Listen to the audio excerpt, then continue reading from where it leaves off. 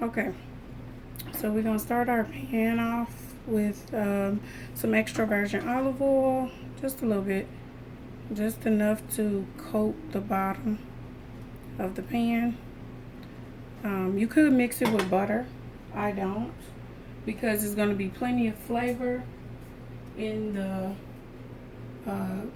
quesadilla. The flavor is gonna be the meat is gonna be seasoned very well, and so mixed in with all the cheeses, I don't need it, so I won't add any butter in it this time.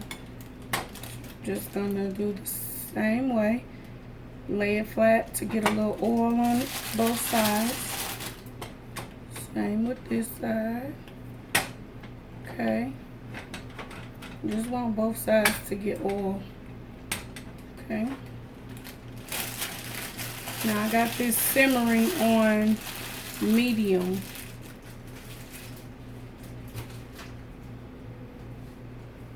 Okay, I'm gonna do some Lawry's seasoning salt, which is one of my favorites. Some garlic pepper. I normally do not like to season foods until it's done, but in this case, when you are cooking with tortillas, like everything's gonna be on the inside, so you won't really be putting any salt on this. All the flavor will be inside. Okay, this is just a little bit of black pepper.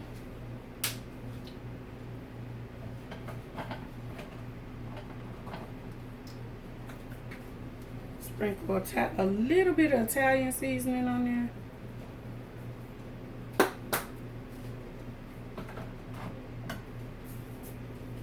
And a pinch of kosher salt. I don't know what it is about this, but it brings out the flavor in food. So you don't need a lot, like literally that much.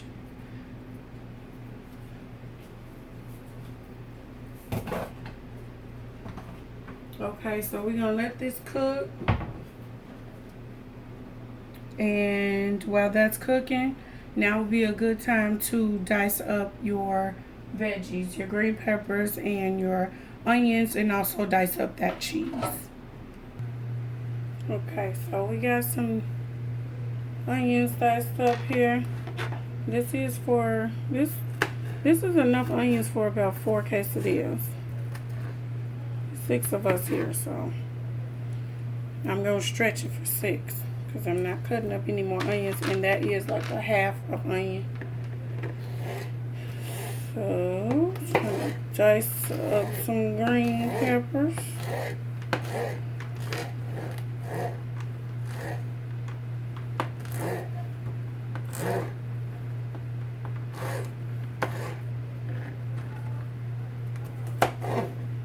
You want them in squares. Like this might be a little too big. You actually do want squares, but that was the top, so make it a little harder to make squares.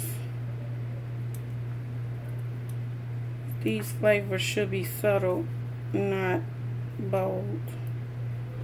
So you want to dice them up pretty small. Okay, so we just dicing up about the same amount of green peppers.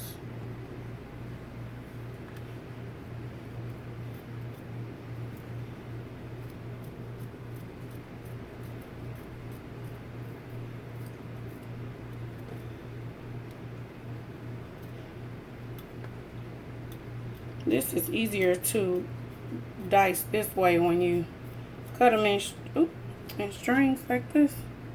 Make it easier. Make it easier to dice them up.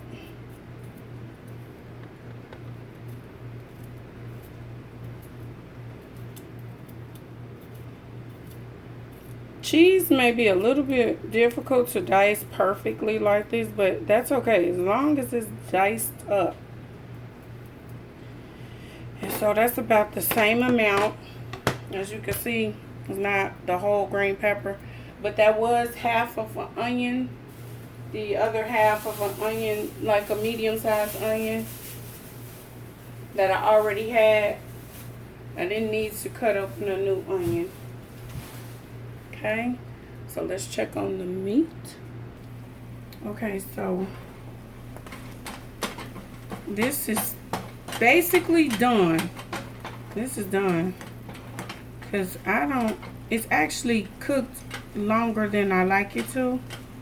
Because I like medium well steak, and this steak is all the way done. But it does not take long at all. Maybe 3 minutes on high if you're going to be standing over it. But if you're going to be dicing things and doing other prep, I would suggest put it on low. And it'll cook for about 7 to 10 minutes. And like I said, it becomes a chopped steak. Like that. But the more you chop it, the more it looks like chopped steak. Because you want the strings, ooh, it's hot, to look like this. This is what you want. Little bitty pieces of meat. So you got to keep chopping until you get that. So we're going to chop this up and then I'll be right back. Okay, so I do not suggest cooking it well done like this because it is actually well done. I don't recommend that. I don't recommend that. I do say cook it. Once it becomes soft, add your green peppers and your onions. The reason for that is, okay, this is not diced up enough. The reason that you want to add it before that is because the steak it'll overcook. So this steak will be well done.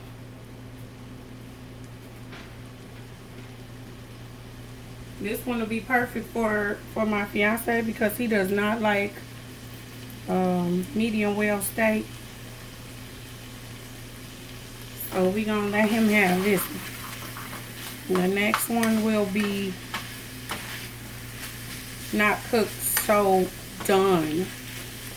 But at this point, you're going to saute your green peppers and onions.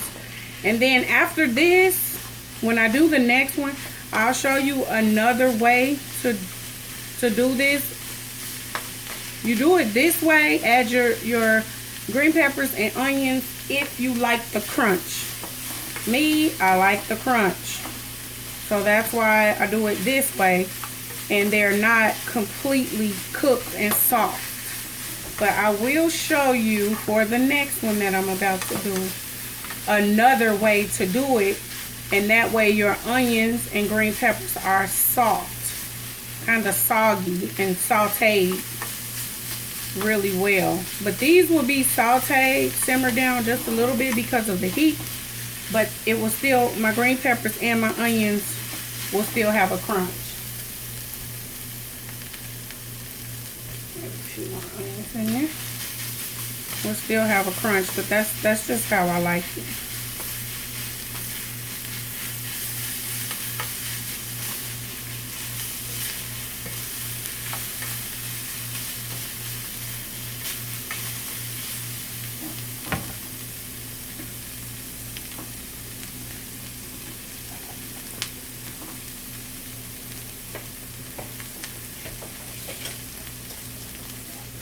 So we're going, this is pretty much done.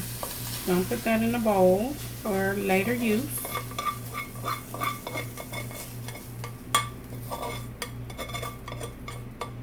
Okay. Now this is the other way of doing it. You're still going to put your extra virgin olive oil, vegetable oil, cooking oil, whatever you like to use. I like to use this one. It's a little more healthier. I'm going to fry something. It'll probably be canola oil that I will use. Clean up a little mess I got right here. Okay. Because the pan is still a little warm, It won't take long for that grease to get hot.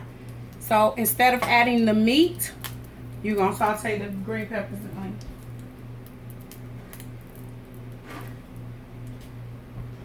Gonna put those in first.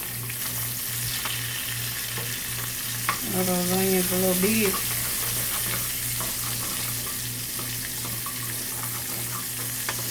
Okay, you'll know when they're done when like it starts to turn a little brown, like your onions and your green peppers.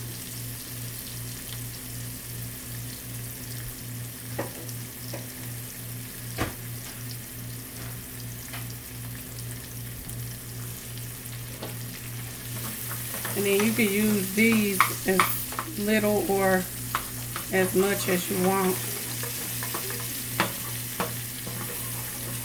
This is the amount I like to use. So we're gonna let that simmer down a little bit.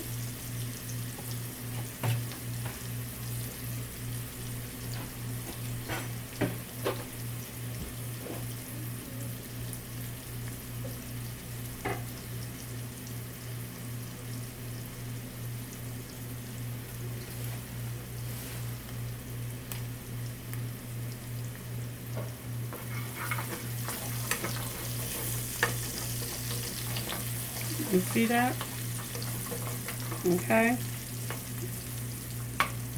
They are getting soft. This is like the point where I will stop. Where I like mine, but because the meat still gotta cook,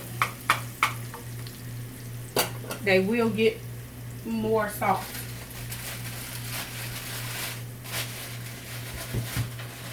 So you're gonna do it the same way. You're gonna get oil on both sides. Be careful, like, I guess I do this so much, I'm used to it, but be careful. Don't burn yourself. Okay. Get a little oil on that side. Flip it over. So that both sides have oil. And now we're gonna season it with the same thing. If you got a bigger pan, you could do it all at once in a bigger pan for your family, but I'm just doing it this way to show you 2 ways to do this on the video. Lorry's, put a bit of Lorry's, some black pepper, a little bit, and Italian seasoning. Sometimes I use just dry basil and oregano, whatever Italian seasoning. Throw that in there. And then a pinch of kosher salt. Again, it's just a pinch, it's not a whole lot. Brings out the flavor. I don't know if you guys can see it, but these onions and green peppers are getting soft already. See that? They're getting softer. So just let that go. Let it cook. And then I'm going to dice up this cheese and then prepare to put it all together. Okay, so we're going to dice up this cheese. Ooh, this cheese is so good. Y'all have no idea, okay? With this cheese, I thee wed, okay? Seriously. You can take this cheese and cut it. If you got like a non-stick pan, you can lay that cheese down just like that. You can flip it over. And once it's brown on both sides, you can eat it just like that. But, you know, we're not doing that today. Today, we just gonna coarsely chop it up so that it can go inside of our burrito. I'm sorry, not burrito. Oh, Lord. Inside of our quesadillas.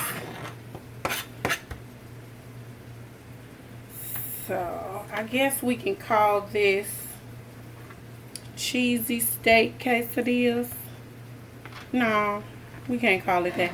we gotta call it what it is. It's a Philly steak. The only difference is the cheese. You don't use this type of cheese in the Philly steak. That's the only difference.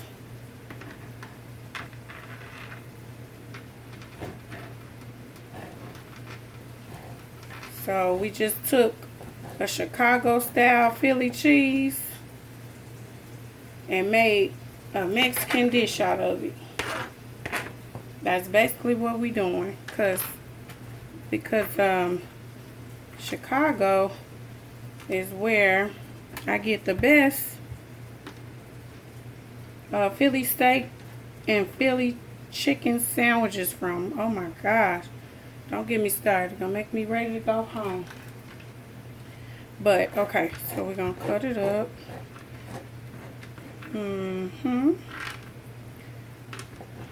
Coarsely. It doesn't have to be perfect because it kind of crumbles anyway. So that's it right there. Got that. Okay. Let me check on this meat. Ooh, wait. Show you guys the difference. Now can you see the difference? These onions are very, very caramelized. Can you see that? It's a difference. The meat is already starting to break up on its own. So this one is almost ready.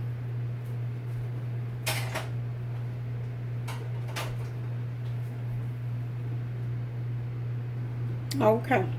Now it's time to build our quesadilla.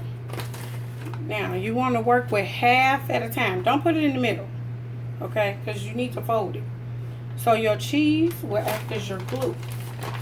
So you're gonna put cheese, sprinkle your cheese and spread it out. We only working with half of the circle. Okay, hopefully y'all can see this. This is our glue, okay?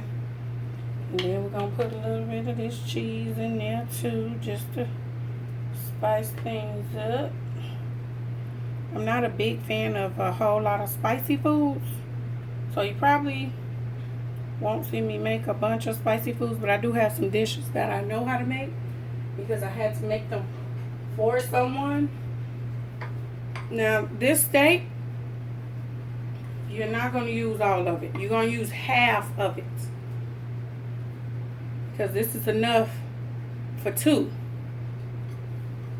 Now, if you're cooking for a man or your boys, teenage boys or whatever, and they eat a lot, like the men around here and the young men around here, the man around here and the young men, you want to just make two, because you still cannot use a lot, because what's going to happen is not going to sit well once you cook it. So you're going to work with the half, okay? Half of the circle. Please excuse my lighting. I have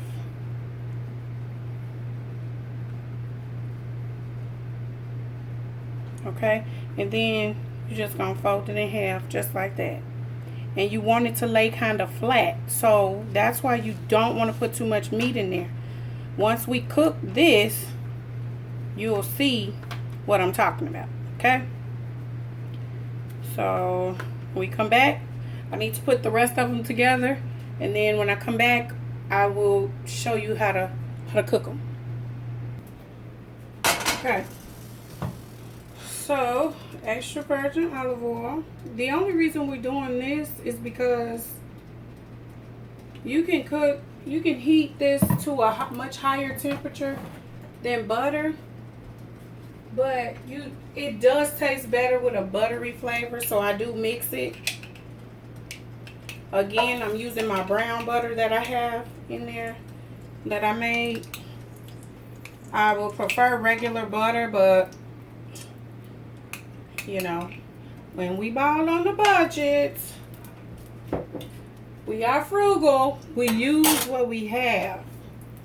Okay, so I'm just gonna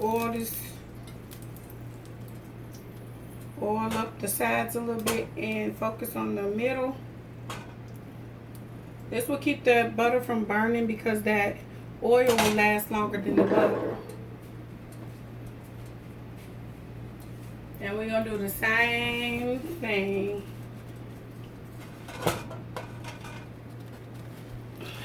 Lay that in there.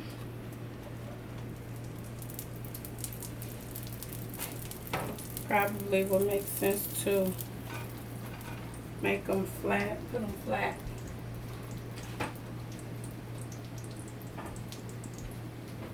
Okay, so this is where that cheese, let's send some of the oil to the other side. This is where that cheese starts to become your glue.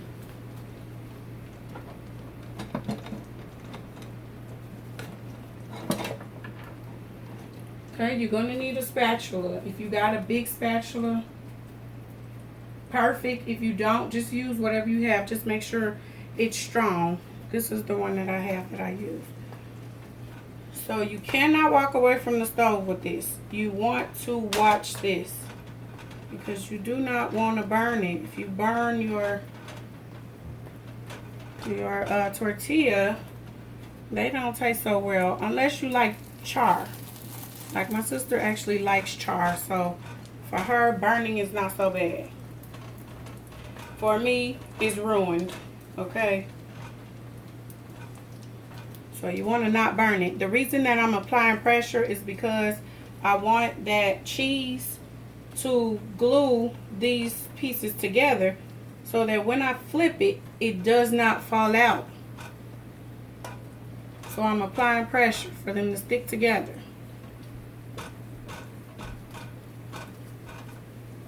Okay, and then every so often you can check it. This is perfect. This is what you're looking for. Golden brown. I'll show you once I flip it.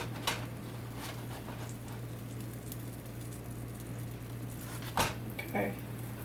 That's the color you're looking for. You want golden brown. You know what? I shouldn't have done it that way. If you keep the two backs together, it'll certainly fit in your pan, round pan better. But that's the color you're looking for. Golden. Let's try to get this baby flipped over. Okay.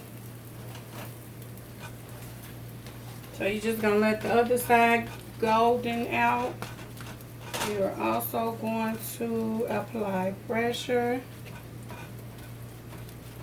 to this one as well.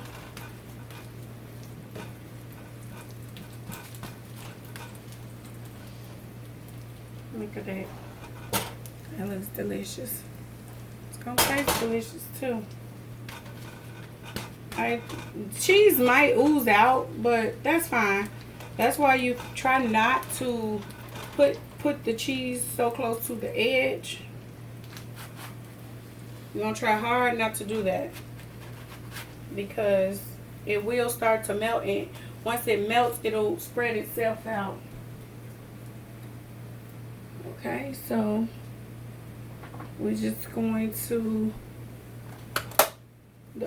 turn the heat off because looks like the other side is golden. See that? Okay, so those are ready.